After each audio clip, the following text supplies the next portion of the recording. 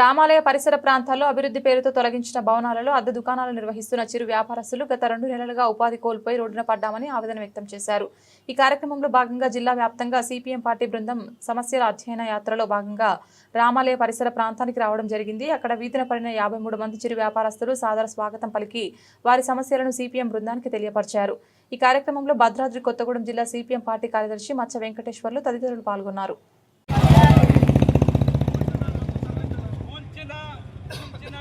భవన నిర్మాణ వేస్ట్ మొత్తాన్ని వెంటనే కూల్చిన భవనాలను వెంటనే కూల్చిన భవనాలను వెంటనే కూల్చిన భవనాల డస్టును వెంటనే కూల్చిన భవనాల వ్యర్థాలను వెంటనే కూల్చిన భవనాల వ్యర్థాలను వెంటనే ఆదుకోవాలి నిర్వాసితులను వెంటనే ఆదుకోవాలి నిర్వాసితులను వెంటనే ఆదుకోవాలి నిర్వాసితులను ఆదుకోవాలి.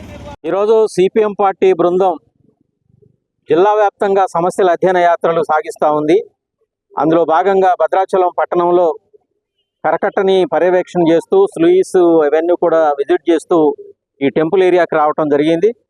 ఇక్కడ ఇష్టా కాంప్లెక్స్ దగ్గర ఉన్నటువంటి బొమ్మల వ్యాపారం చేసుకుంటూ చిన్న చిన్న కొట్లు దుకాణాలు పెట్టుకున్నటువంటి వ్యాపార వర్గాలు మా బృందానికి స్వాగతం పలికి కొన్ని విషయాలు చెప్పారు. వారు మీడియా ముందు కూడా వారి యొక్క బాధని ఆవేదనని వ్యక్తం చేయటం జరిగింది. చాలా బాధాకరం. ఎందుకంటే ఓనర్లకి మేలు జరిగింది, ఉపయోగం జరిగింది. దాన్ని మనం అంతా కూడా ఆహ్వానించాము. అది అభివృద్ధి కోసం జరుగుతున్నది కాబట్టి ఎవరూ కూడా అభ్యంతరం చెప్పవలసిన అవసరం లేదు. కానీ కిరాయిలుకుంటూ అది తప్ప వేరే ఆధారం లేనటువంటి బొమ్మల కొట్లు పెట్టుకొని వ్యాపారం సాగించే చిరు వ్యాపారులు ఎవరైతే ఉన్నారో వాళ్ళ యొక్క పరిస్థితి హృదయ విదారకరంగా ఉన్నది.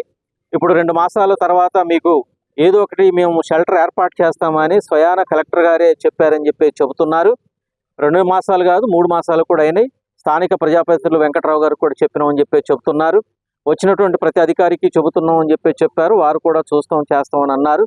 కాకపోతే ఇప్పుడు 2-3 నెలల నుండి ఆ బొమ్మల కొట్లు వ్యాపారం చేసుకోకుండా వాళ్ళు వేరే ఉపాధి పొందేటటువంటి అవకాశం లేదు.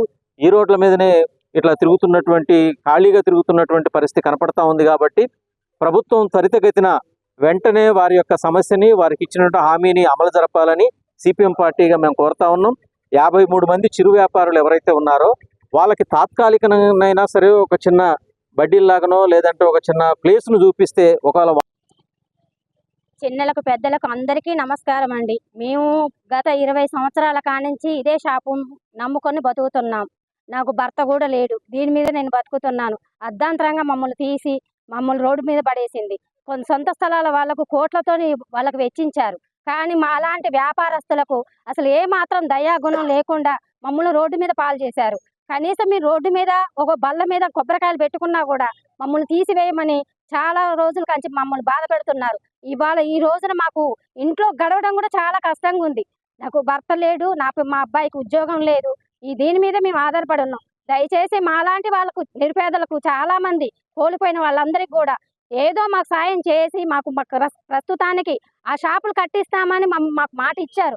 కానీ అవి వచ్చేంత వరకైనా మాకు ఏదో ఒక దారి చూపించాలని మాకు న్యాయం చేయాలని మేము కోరుతున్నాం సార్. ఇక్కడ రాముల వారిని నమ్ముకొని బొమ్మల షాపులు పెట్టుకొని కొబ్బరికాయలు పెట్టుకొని నమ్ముకుంటూ ఉన్నాం. ఇన్ని సంవత్సరాలకి ఇక్కడ జీవనోపాధి చేసుకుంటూ ఉన్నాం. కానీ ఆ రాముల వారికి మరి ఎందుకు మా మీద దయ లేదో ఏం లేదు. సొంత స్థలాల వాళ్ళకి ఇల్లు గల వాళ్ళకి కోట్లు వచ్చినాయి. వాళ్ళకి స్థలాలు ఇచ్చారు, వాళ్ళు బాగానే ఉన్నారు. ఇన్ని సంవత్సరాలు అద్దె కట్టినాం, అద్దె తీసుకున్నారు, అన్నీ అయిపోయినాయి. మేము నిర్దేశంగా బొమ్మనంటే మా సామాను ఆగమైపోయింది, మాకు ఉపయోగం మాకు జీవనోపాధి లేకుండా అయిపోయింది. కనీసం చిన్న బల్లలు వేసుకుని కొబ్బరికాయలు పెట్టుకుంటూ ఉన్నా కానీ ఈవో గారు వస్తారు, ఆగుతారు. వీళ్ళ ముందు అర్జెంట్ కేసు పెట్టండి తీసుకెళ్ళి స్టేషన్లో పడేయండి అని చెప్పి అంటారు. అలా బల్లలు తీసుకెళ్ళిన రోజులు కూడా ఉన్నాయి. టౌన్షిప్ వాళ్ళు చెప్తారు, వాళ్ళు తీసుకెళ్ళమంటారు. కనీసం మాకు ఈ రోజు గడవడానికి కూడా కష్టంగా ఉంది. ఇది నమ్ముకొని మరి మాకు ఒక న్యాయం చేయాలని చెప్పి కోరుకుంటున్నాము.